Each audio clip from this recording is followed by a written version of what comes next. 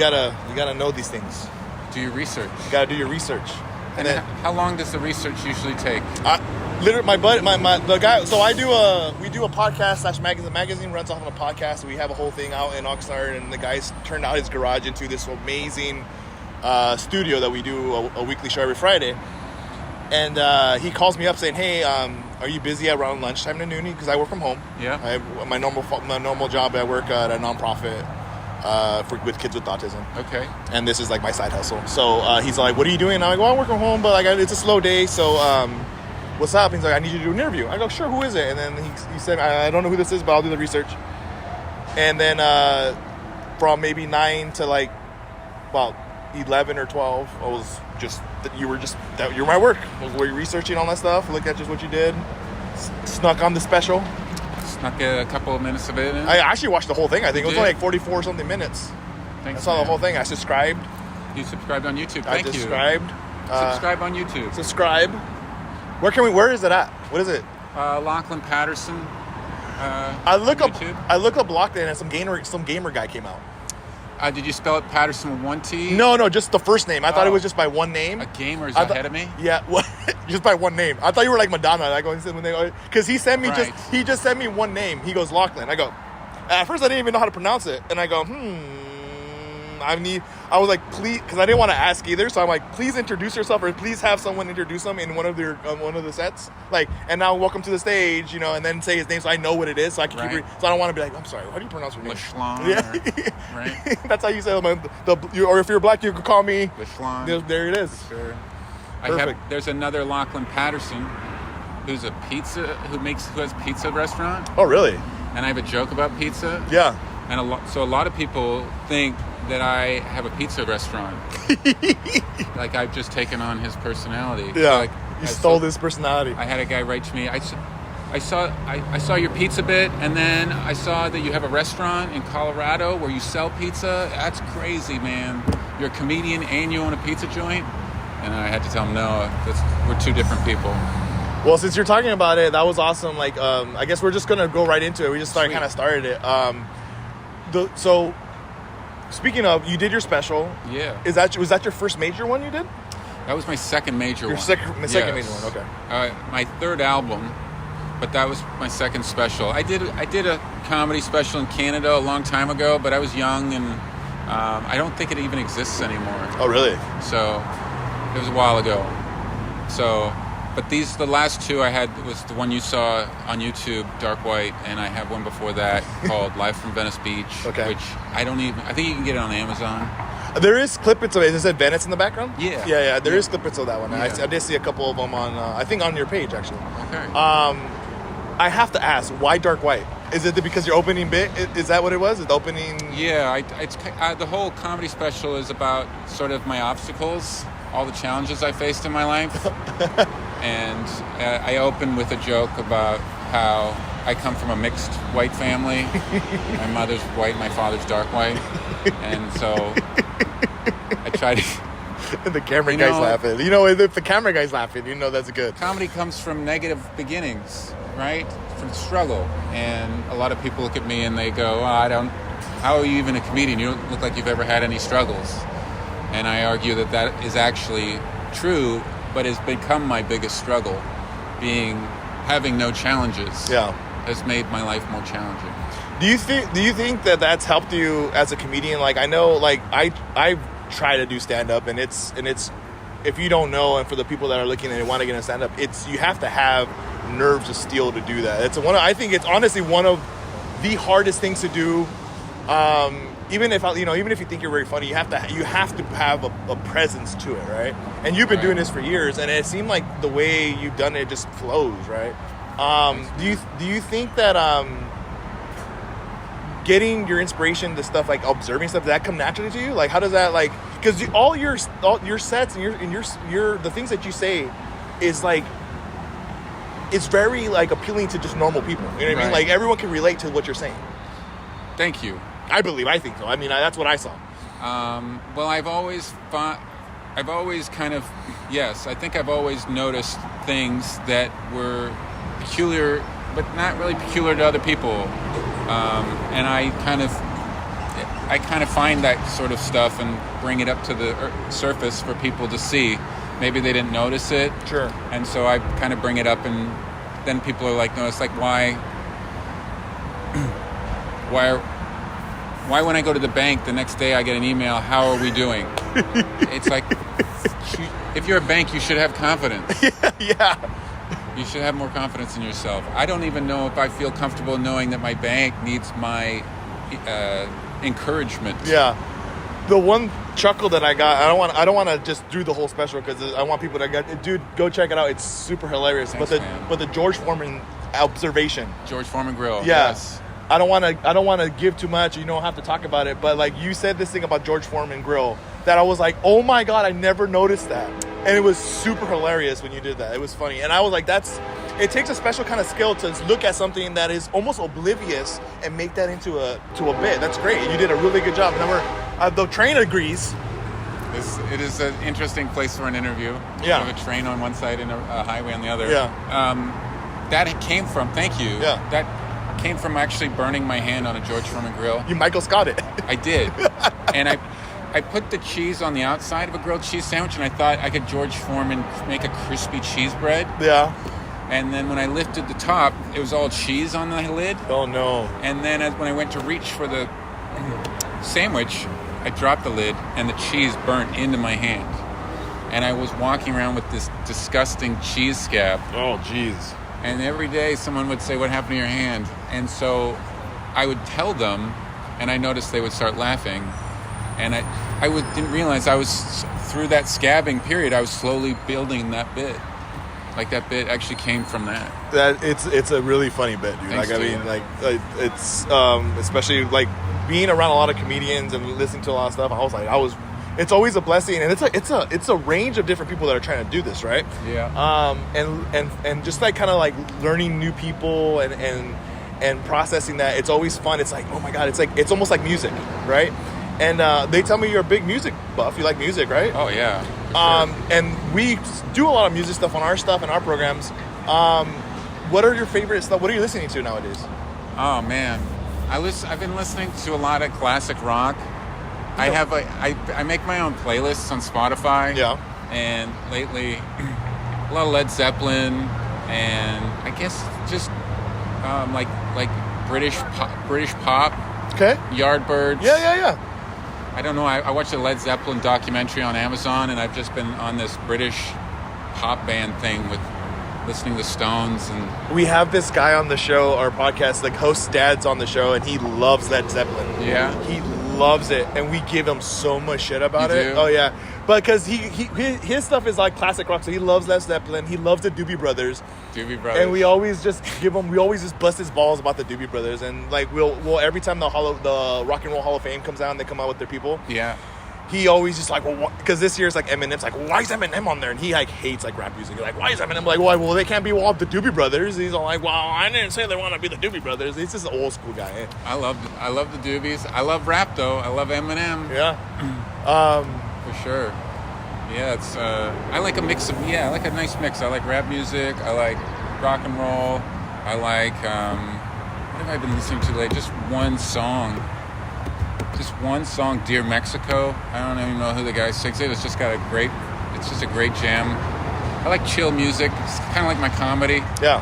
I like pretty chill music. Yeah. It's funny. That's interesting. Like so your music taste is kind of like how you do comedy. Yeah. Just very chill. Very totally. Like you could go in there and just kind of just be entertained.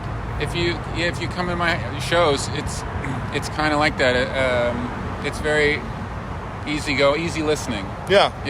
I guess I'm like the Lionel Richie of comedy.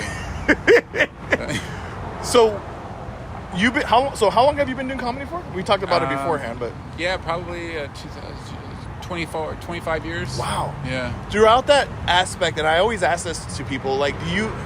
I mean, of course, probably coming up, you've gotten this a lot, but do you? And maybe not so much of your fan base, because I know probably your fan base is kind of chill. But do you always get like hecklers or people that just kind of just are just retarded? I can't even say that. Probably have to edit it. Or just ridiculous on there. Oh yeah, I had a show all the time.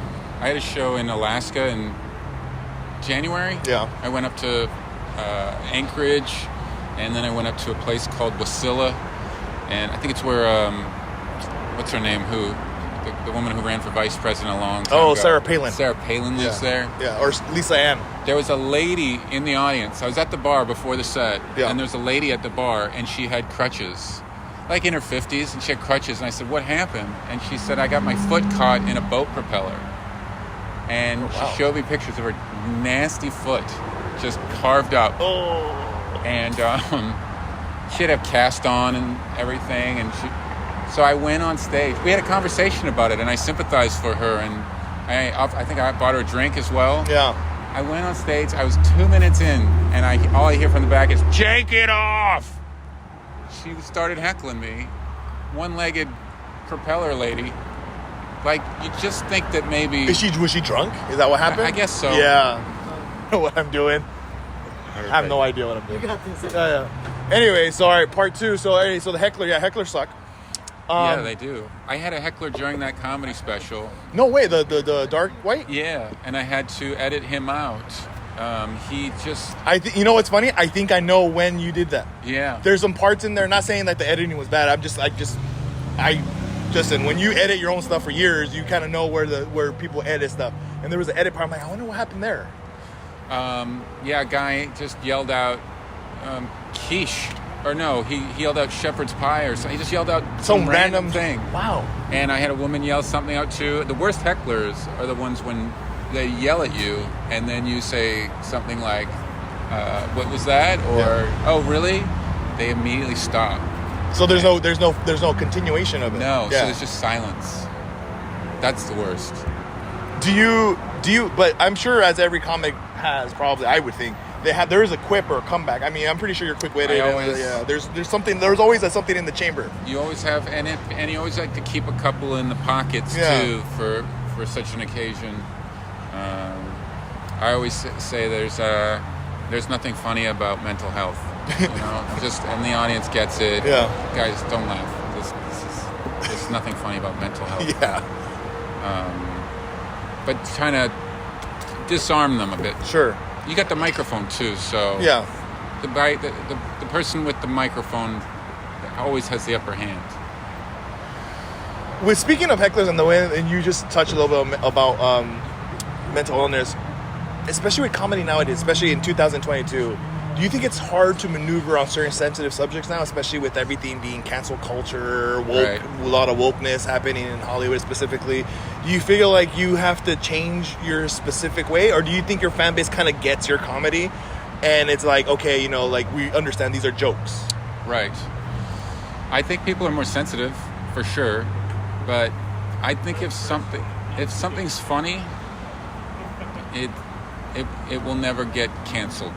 The only jokes or people that got canceled in my business got canceled or didn't get the laughs because the joke wasn't funny. It could be offensive, but if people laugh, no one's gonna stop you. Yeah. And so I'm a big fan of Chappelle, and he really doesn't care about people who are sensitive. But when he writes, he just has to make sure that he crushes. Because if you crush, laughter is the highest form of approval. Sure. So if you're laughing, then you can't be offended. And it's everybody gets it. It's not like a specific group of people specifically. It's comedies for everyone. And it makes fun of everyone. That's what I believe. I mean, as a comedian, if your goal is just to make everyone laugh, you're probably not going to get canceled. Yeah. If your goal is to, teach or spread some sort of agenda or something. Yeah, then you're going to get in some trouble, I think. Just always go for the punchline. Go for the joke. Go for the laugh. So from an LA native-ish, I guess you could say. Yeah. Canadian. The transplant over to... Now you're in Ventura. Yeah. Welcome. Thank you. I love it here. Is there a specific reason why you came? Is it just the new life, loose life stuff, lifestyle? Like, what has been the transition to come over to Ventura? My family lives up in Canada, and I travel a lot with my family to Canada to visit them. We got a Volkswagen van, and we drive up the coast all the time. And over the last few years, we've been stopping in Ventura, visiting friends that who used to live in Venice, and they've always, while we were here, they took us around and showed us around, and we've always been looking for a new place to move. We checked out the entire coastline of California, Oregon, and Canada, and we found that Ventura. Every time we came back, we fell in love, and it's got so much. That's beautiful. Yeah, it's amazing here. And I'm glad that you appreciate it. We need more people like you that appreciate it. It's a little hidden gem. You know what I mean? Don't bring too many LA people here. I don't even like talking about it. Yeah, we'll edit all that out. No, but it is. I mean, it's hard to kind of like let go of this place. You know what I mean? I have friends that live out east, and the cost of living is way cheaper. But we're so blessed to be in this little hidden pocket. LA's not too far away, Santa Barbara's not too far away, so we can go either way. Right. But it's just and then not only that, but there's just such a cultural, creative spark here. You know, with the music, and now like with more people, like more comedians are starting to show up, and the things that we're trying to do with certain projects and stuff. So it's awesome. It's pretty awesome to have someone in your caliber to be kind of a Ventura boy now. I'm excited, man. Yeah, you already have the part. You already look like a Venturian. I do? Yeah. Good. I got the Ventura kit. Yeah, you have the Ventura kit. It's all ready to go. I moved up to the Avenue, North Ventura Avenue, so just to fit in, I put a ladder on top. It's called the Avenue. It's called the Avenue. Yeah, we just call it the Avenue. Thank you. Yeah. I put up. So next time you tell them I just live at the Avenue, and the people know exactly what that is. Okay, good. Yeah, thanks. That's a little inside information. I got you, dude. The Avenue. It's an 805 thing. Good. That's what, and then you'll start listening. You'll get the lingo. People are like, "Oh, 805. Like, what does that mean?" Oh. That's our area code. Yeah. People don't understand that. It's like a 213 thing, but better. Yeah, it's better than 213. Yeah. For sure. So, okay, so we're here at Tony's Pizzeria. So, you're going to be performing, assuming, here, right? Yeah. Are you excited about that? I am. This like I said, I'm right up the street, so this is the closest show I'll be doing ever to my place. Yeah. And I would rather do that. Like, I'd rather have all my shows around my house. Not at your house, but just around your house. I got to get on a plane tonight to go to Detroit, and with gas prices and flight prices and everything, it's so nice that next week I get to Friday night I get to be here. It's in the Airstream, which is awesome. It's also it's kind of like almost down your alley where you have a podcast and you do it in your van. It's very similar as far as that, but I mean this is really way nicer than my van. I don't think we could have a show in my van. Well, you can find that on his page. Dude, it was so nice to just shoot the shit with you and just kind of talk to you, man. It was awesome. Nice, thanks, man. It's great to know you. Absolutely, and I'll go ahead and we'll post this on our social, and I'll tag you in there. And good luck in Detroit, and I'm gonna be here to see that show. You're gonna be here? Oh, absolutely. Awesome. You couldn't keep me away. I gotta support Ventura people. So yeah. Tell them where they can find you. Oh, yeah. You can find me on social media at Lockjaw, Lachjaw. You can go to my website and see all my shows at LachlanPatterson.com. You can order me on Cameo. I think I'm $15. Oh, really? If you want a Cameo, you want me to say something nice to a friend of yours, and you can go on Cameo. And, I mean, 15, I think that's like the lowest or something you can go, but don't care. Those are my handles. Cool, dude. Absolutely. Thank you so much. We'll catch you next time, and later.